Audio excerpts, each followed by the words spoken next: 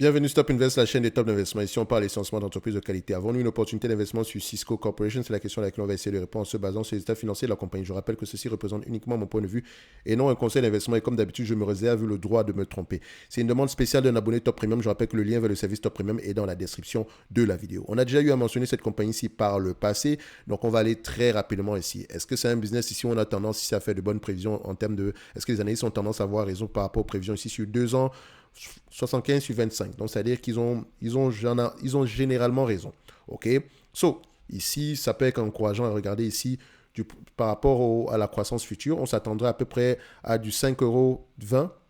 Excusez-moi, 5,19 $ d'ici 2026, 5,19 $ d'ici 2026, ça fait à peu près à 20 fois les bénéfices, parce que c'est un business qui se négocie généralement à 20 fois les bénéfices par là. On peut s'attendre à peu près à du 103 $, disons, admettons à 104 $ par là, ok? On a rendu un tout petit peu. 104 $, moins la dette nette en date d'aujourd'hui, parce que j'enlève la dette nette d'aujourd'hui, 104 $, moins la dette nette, ça représente à peu près combien? Donc on a à peu près 21 $ ici, donc 104 $, j'arrondis bien sûr, moins 21. Comme je dis, je ne cherche pas à avoir précisément raison, je veux avoir le moins de tort possible. Ça fait 83 $, ok? 83 $ ici, alors qu'on cote à combien? On cote à 70,71. Peut-être assez intéressant. Maintenant, il faut vérifier, est-ce que les free cash flow vont dans le même sens en termes de prévision? Oui, pas mal.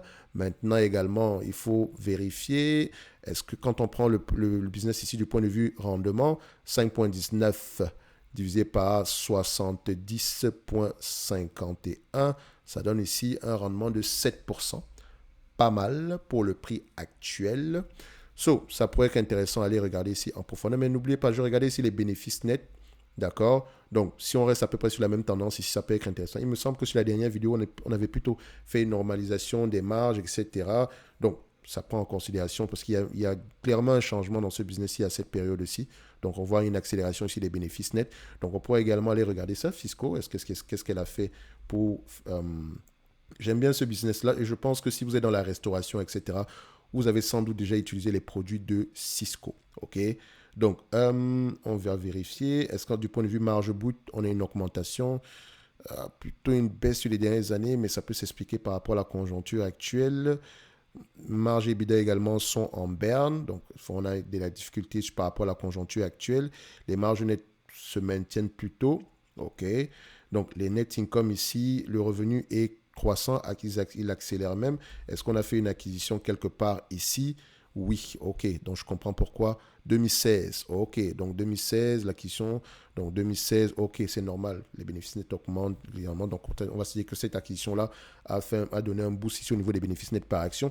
Est-ce que cette entreprise ici rachète ses actions ici massivement? J'adore ça. Est-ce qu'on a à peu près une dette nette sur EBITDA ici assez correcte? Ça va, ça peut aller. Ok, on est en dessous de 5 quand même, ça va.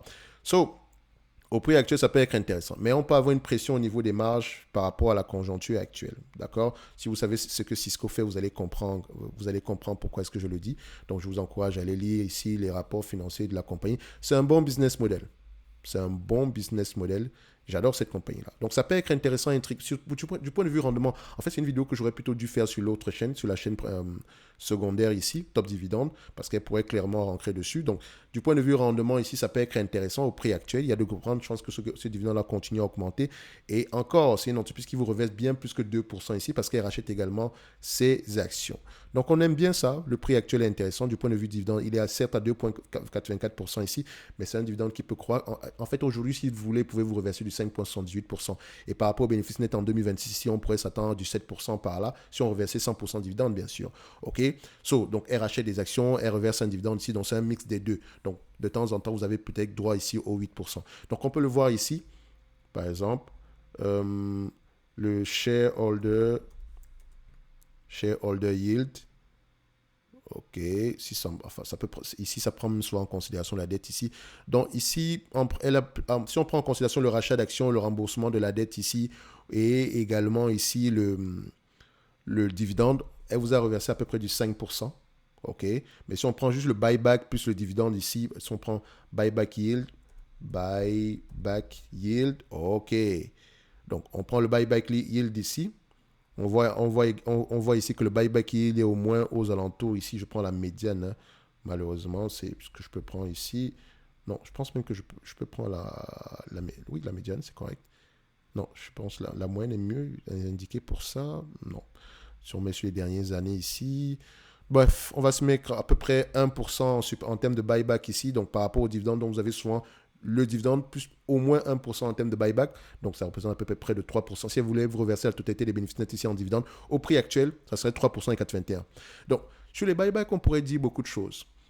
Parfois, il est bon de le faire, parfois pas du tout. D'accord? Donc, par exemple, aujourd'hui, si tu l'achètes au prix actuel et qu'elle te verse ce dividende, si elle fait un buyback également, tu peux espérer peut-être un 3,81% en rendement en shareholder yield. OK? C'est pas que tu vas avoir 3,81 dans ta poche. Non. Dans ta poche, tu auras 2,81. Moins, si on ne prend pas en considération les taxes, etc. OK? Mais on s'entend que ça sera beaucoup moins que ça. Donc, si c'est le buyback yield, tu peux également voir ici que cette compagnie-ci, au prix actuel, si toi, tu l'avais acheté il y a 10 ans, d'accord? Disons, si on prend la performance ici, si toi, tu l'avais acheté ici en 2004, ou bien disons, oui, en 2004 par exemple, ton dividende ici, ton yield on cost serait de 6,49. Donc, si on en ajoute un buyback yield ici de 1%, tu aurais eu 7,49% en termes de shareholder yield. OK? Donc, parfois, si cette compagnie-ci décide maintenant de reverser ce 1% en supplément en dividende, on s'entend que ton rendement sera bien plus élevé que quelqu'un en date d'aujourd'hui. Mais s'il le fait en buyback, tu n'auras que 1% comme quelqu'un qui l'achète en date d'aujourd'hui. Ça peut être ça la différence. OK? Parce que si on prend le prix d'acquisition à cette période-là, admettons, il est de combien? Disons, il est de 43 dollars. OK? Le 1% en date d'aujourd'hui, ça représente combien? 1% en date d'aujourd'hui, ça représente à peu près combien? Si on prend le 1% ici, 1% ici, ça fait à peu près 350 millions. OK? Donc 350 millions divisé par le nombre d'actions actuelles, malheureusement. On a à peu près 509 millions. Donc, divisé par 5, disons 510 millions ici, ça représente à peu près 68 sous par action. Donc, 68 sous par action ici par rapport au prix d'acquisition, disons que tu l'as acheté à 43 dollars. OK? Divisé ici par 43 dollars, admettons. Donc, tu l'as acheté, voilà, disons 43 dollars. Ça donne un rendement ici de 1,59% au lieu de 1%. J'espère que vous avez compris à peu près. Donc, parfois, ici, on dit, oh, le buyback est mieux que le yield, que le rendement, que le dividende ici. En fait, ça dépend, c'est au cas par cas. Parce qu'il y a des entités ici, par exemple, si cette compagnie-ci rachète des actions à 25 fois les bénéfices, ça n'a pas de sens. Pourquoi? Si elle a racheté des actions ici, alors qu'on se négocie à 25 fois les bénéfices, c'est pas normal. Et peut-être à cette période, si elle a racheté des actions, moi, j'aurais des questions à poser au management. OK? Donc, parfois, il est mieux de faire, voilà, de distribuer un dividende plutôt que de racheter des actions. Parfois, il est mieux de faire plus, de racheter plus des actions plutôt que de distribuer un dividende, d'augmenter les dividendes. OK? So, ça dépend. C'est vraiment au cas par cas. D'accord? C'est vraiment au cas par cas. Par exemple, ici, pour cette compagnie-ci, je dirais, tant que le business, dépendamment de la croissance qu'on pourrait espérer dans le futur, tant que ce business se négocie à moins de 20 fois les bénéfices, on pourrait racheter les actions et augmenter légèrement le dividende ici. OK? So, c'est vraiment au cas par cas. Donc, Cisco ici, c'est une entité intéressante au prix actuel. C'est une belle entreprise qui souffre en date d'aujourd'hui. D'accord? Elle souffre en date d'aujourd'hui, mais ça peut être dû à la conjoncture actuelle.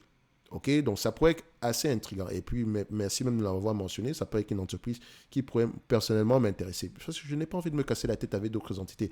Il y a une grande chance que dans 10 ans, ce business, ils sont encore là. Bien même dans 20 ans. Il y a de grandes chances que son avantage concurrentiel se renforce de plus en plus. Donc, ça peut être intéressant à aller regarder ici en profondeur.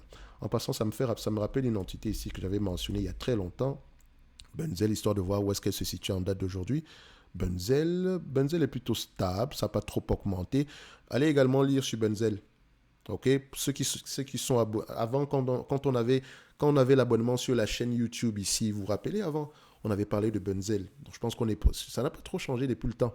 Donc, ça peut être une entité assez intéressante au prix actuel. Bref, on revient ici, Cisco, allez-y lire les rapports financiers, ça peut être intéressant au prix actuel. OK? Donc, on va se donner rendez-vous sur la prochaine vidéo. Un like, un abonnement, un commentaire, ça fait toujours plaisir. N'oubliez pas, en lien à la description de la vidéo, vous avez le service Top Premium ainsi que la Top Newsletter gratuite. Merci.